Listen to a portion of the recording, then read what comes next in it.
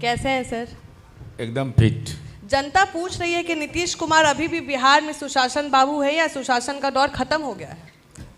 इसका एहसास तो लोगों को है। अभी पश्चिम बंगाल के मुख्यमंत्री जी का बयान मैं आज सुन रही थी कि रात में बेटियों को कहते कि नहीं घूमना चाहिए। आज बिहार की बेटियां साइकिल से उड़ान भरी और रात के 1 बजे भी जेपी गंगा पथ पर मन में निर्भीकता के साथ घूमती है। तो उम्मीद तो हमारी है कि सुशासन को लोग, यहाँ के लोगों का टेस्ट है, अपराध के खिलाफ लोगों की मानसिकता है। अच्छा नीरज जी, सुनने में आ रहा है कि सीट बंटवारा तय हो गया है, लेकिन जेडीयू और बीजेपी में अभी भी पेच कहीं ना कहीं फंसा हुआ है, कहाँ है?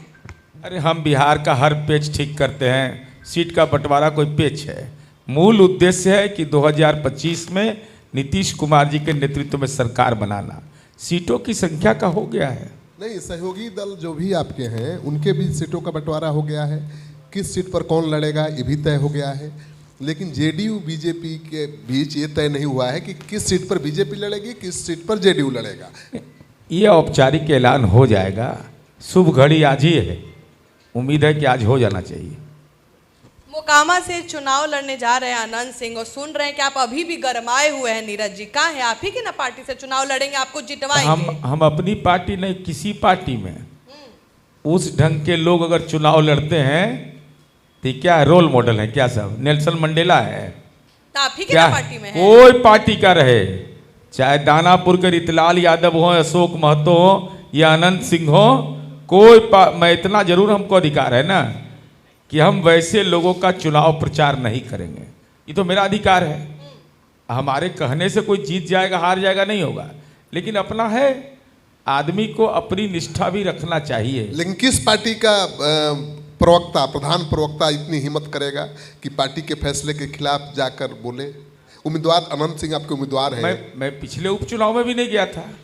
हाँ, आप बोलते हैं, यही तो पूछ रहा हूँ, ये हिम्मत कहाँ से आती है नीरज कुमार को? इस देश के अंदर में राष्ट्रपिता महात्मा गांधी भी तो 7 सामाजिक पाप लिखे है ना, तो उसी में ना आएगा ये, अभी उसी में ही आएगा ना।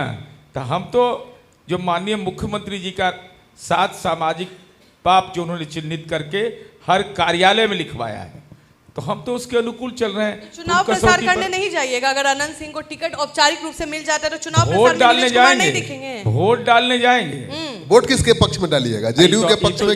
ये तो मेरा मसला है, हम किसको वोट देंगे? जब उम्मीदवार का विरोध कर रहे हैं तो वोट तो देंगे। पार्टी लाइन से ऐसे आगे जाते हैं नीरज जी, तो डर नहीं लगता है? डर तो हमको धरती पे भगवान से। जब आपको चुनाव लड़ना होगा तो टिकटवा कट जाएगा। अरे भाई क्या होगा? नौकरी है क्या? हमको फ्लैट बनाना है, मकान बनाना है। मैं अपने उसूल से जीवन में समझौता कभी न किया हूं न करूंगा। चलिए, आनंद सिंह तो हम समझ गए कि बाहुबली हैं। आप अशोक चौधरी पे भी बोल गए, आप बोले कि आप बयान दीजिए, आप मीडिया के सामने आइए। तेजस्वी आपका नाम लेके तो प्रशांत किशोर माइलेज ले लिए कि नीरज कुमार खुद बोल रहे हैं। तेजस्वी जी पर जब आरोप लगा तो हमको ही पार्टी ने अधिकृत किया था, तो मैंने प्रेस कॉन्फ्रेंस करके कहा था कि आरोप जिन पर लगा है वो जवाब दें। तो ये तो स्वाभाविक ना भाई, आरोप हम पर लगेगा तो हम नीरज कुमार नहीं ना है केवल, हम जनता दल के विधान पार्षद भी हैं, प्रवक्ता भी हैं, तो हमारी जिम्मेवारी बनेगी, जवाब देना तो हम ही को पड़ेगा।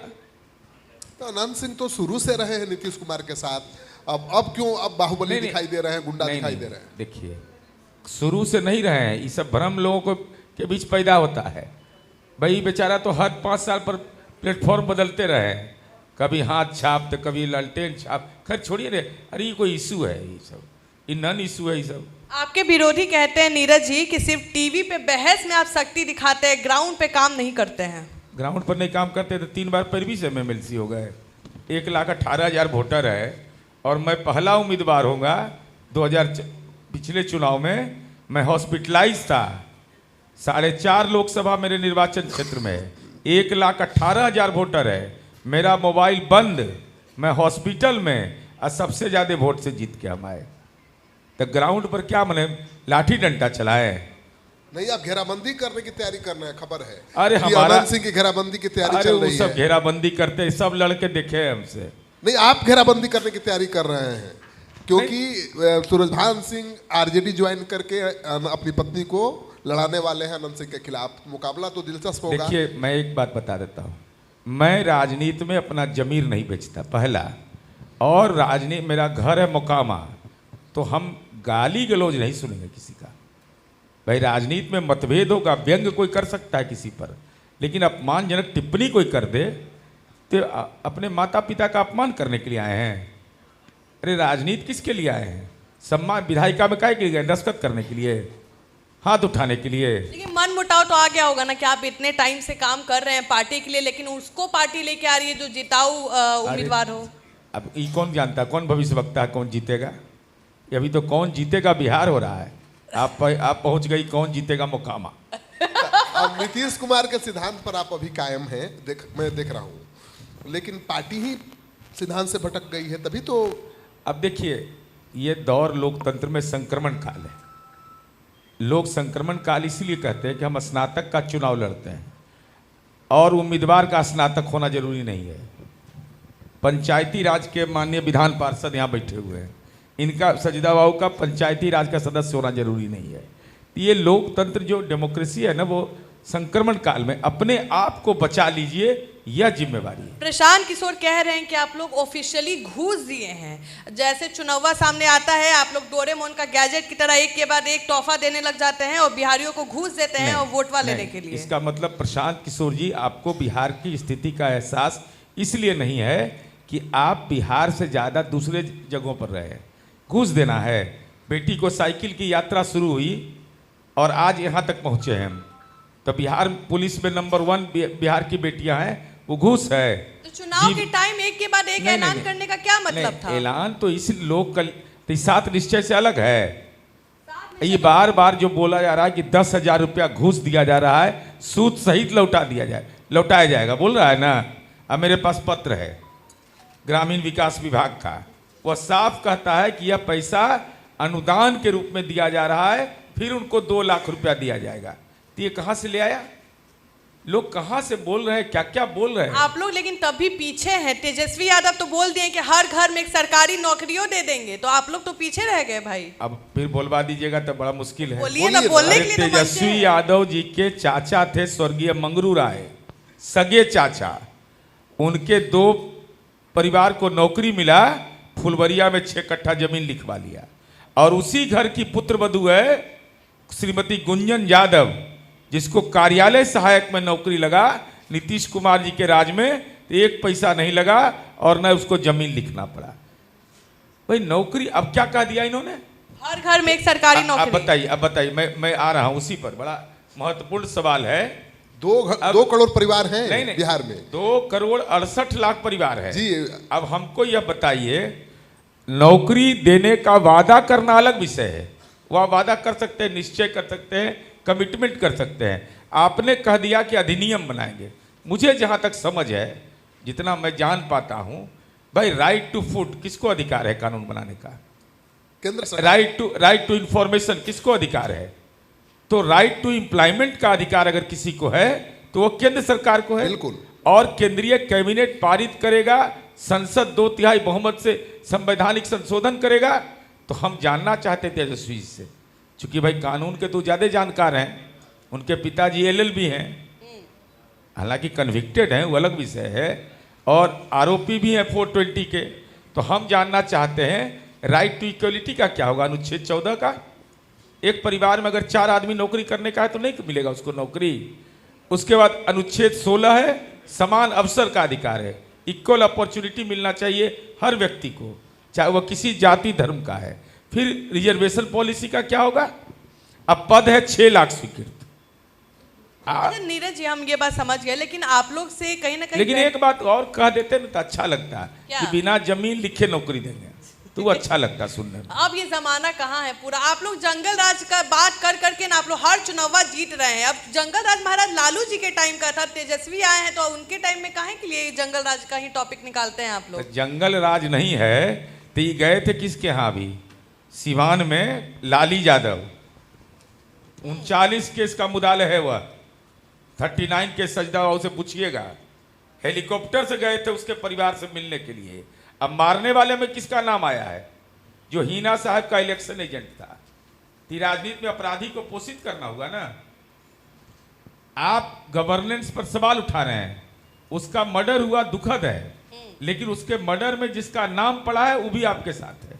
ब्रजेश सिंह शायद एक का नाम है, एक का ये भाई है, सब उन्हीं का है। आपके साथ रम सिंह है, आप कहां से सवाल उठा सकते हैं नहीं, तेजस्वी हम पर? सवाल ये उठा रहे हैं कि तेजस्वी यादव कहते हैं जंगल राज, जंगल राज की बात क्यों करते हैं?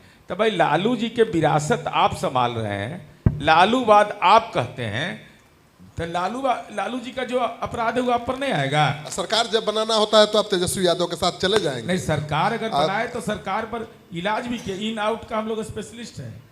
जब मन किया तो इन, जब मन किया तो आउट।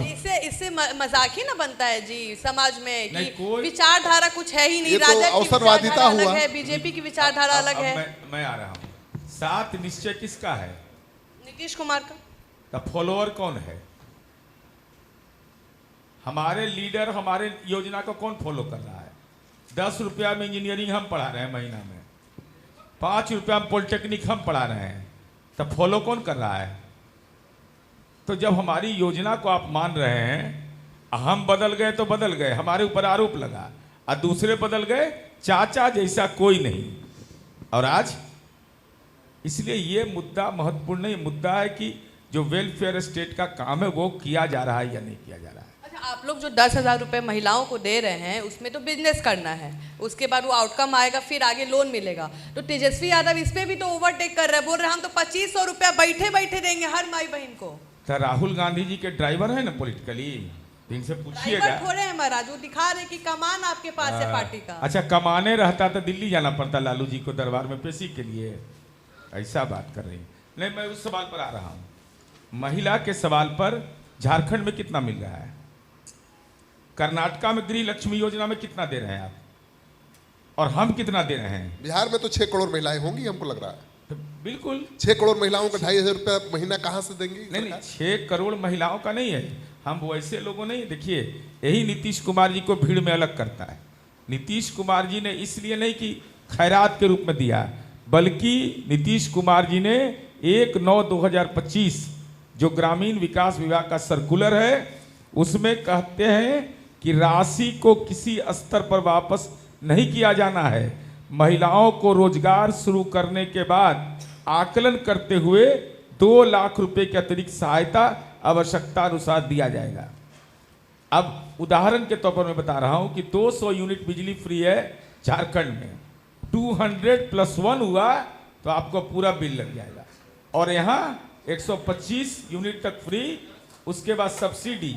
झारखंड में सब्सिडी है 36%, हम यहाँ दे रहे हैं 69%। और साथ ही साथ हम नीतीश कुमार जी की यह समझ है, देखिए स्टेट्समैन का जो श्रीकांत जी होता है कि भविष्य के लिए क्या होगा, कितना दिन तक के हम लोग देते रहेंगे।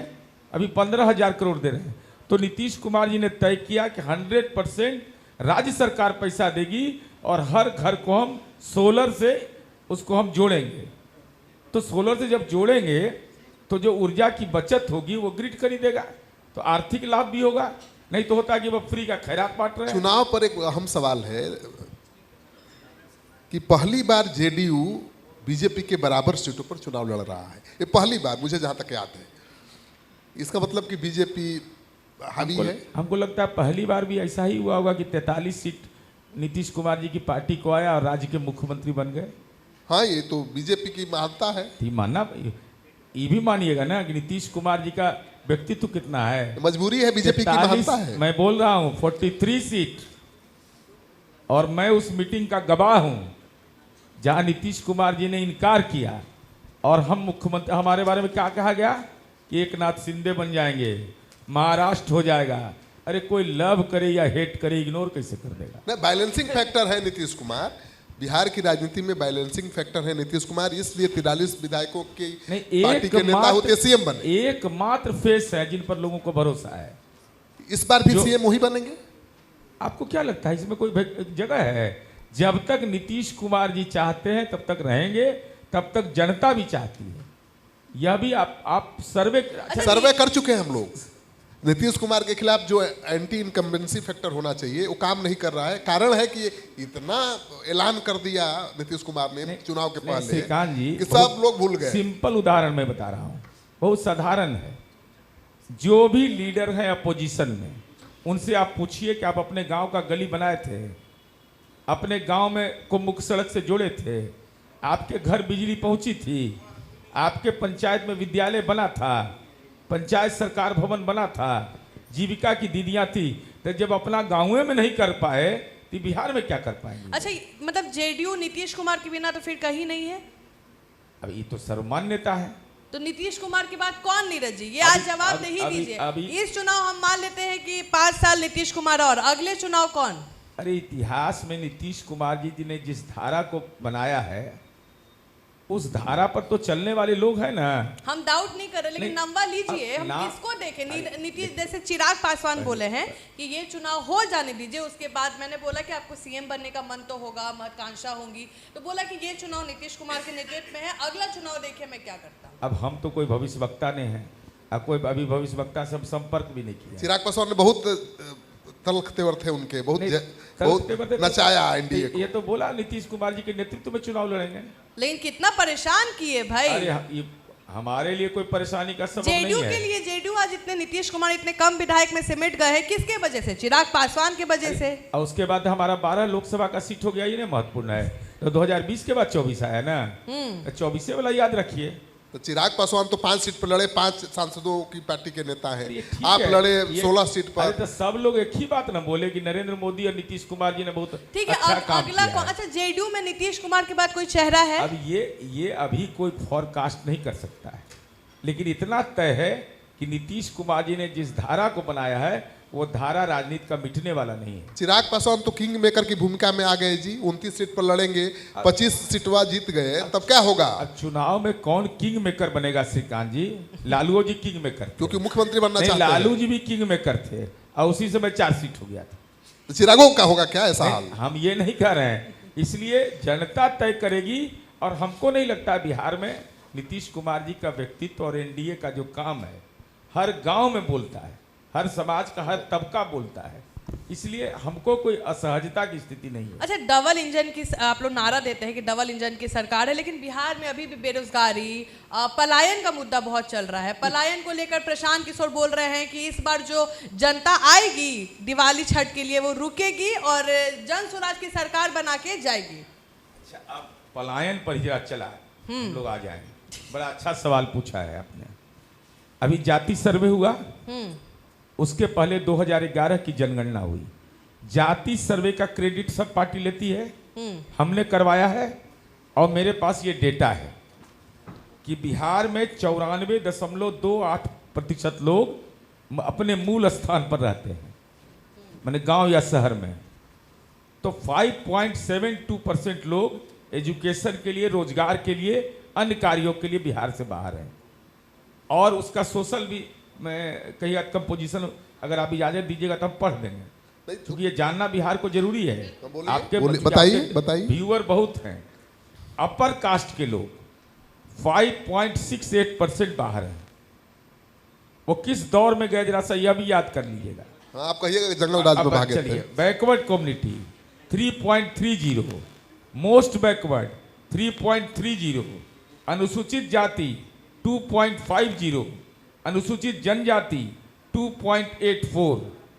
इसका मतलब सबसे ज्यादा समाज का फॉरवर्ड समाज के लोग। हाँ, इसका मतलब कि समाज का डिप्राइव्ड सेक्शन जो है वह अमन और चैन में रह रहा है। अच्छा, हम बताइए तो इतना कहाँ किस स्टेट में नहीं होगा?